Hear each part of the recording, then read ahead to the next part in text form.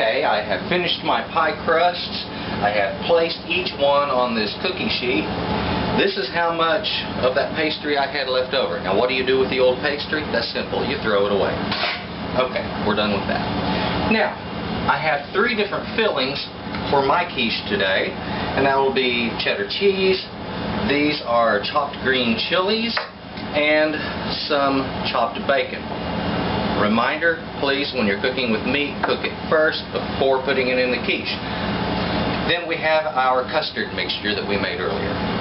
Okay, so all we have to do, put a little bit of cheese in each one of these bowls. Okay. Just make these right here in front of you to show you what it's like. Now, after I finish putting all of my ingredients down in these, I'm going to put them in a 350-degree oven and bake that for about 40 minutes. Okay, now that's going to vary depending on your altitude. And of course, people that are already at high altitude, they know add a whole bunch of cooking time to their food because things cook slowly at high altitude. Most recipes are set up with their cook time at low altitude. So, please bear that in mind. Now, if you'll notice, I'm using up all of my ingredients, making sure they're nice and evenly distributed. Okay. We have it. Now the green chili, put it in there next.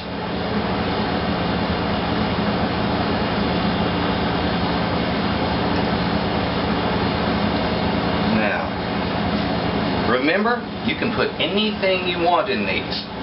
Anything at all. It's just a matter of use your imagination. If you don't like green chilies, but you prefer bell pepper, then please put bell pepper in there. Okay? Next, our bacon. Nothing like fresh bacon in the morning, huh? And this is a great breakfast or lunch or brunch item. It works well for dinner.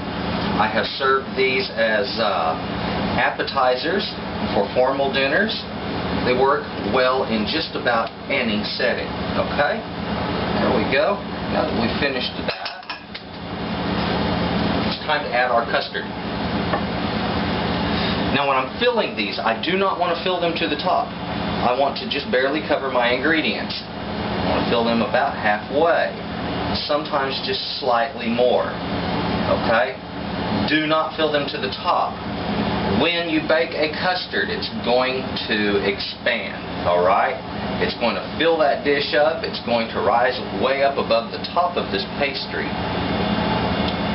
So, I have no fears as far as not having enough custard.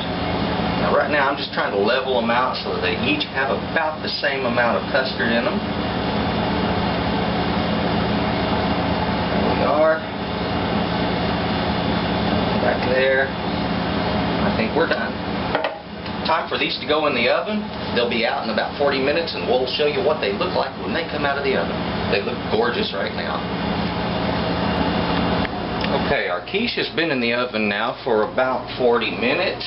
We want to test these. Notice how they have domed. I'm going to insert a knife, pull it back out. I don't see any custard on there. There's a little bit of oil on there from the bacon.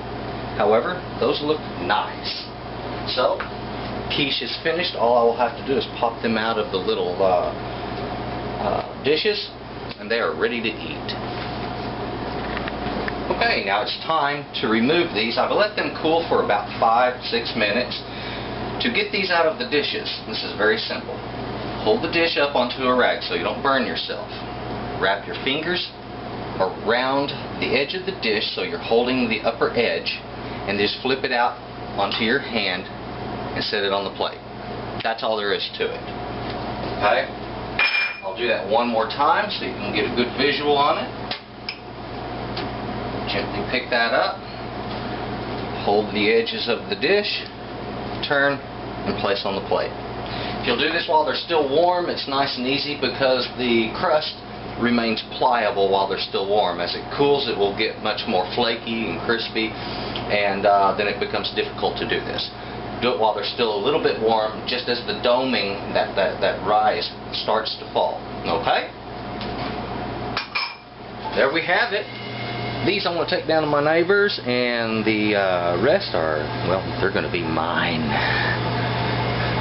I hope you enjoy eating quiche. Thank you for watching, and good eating.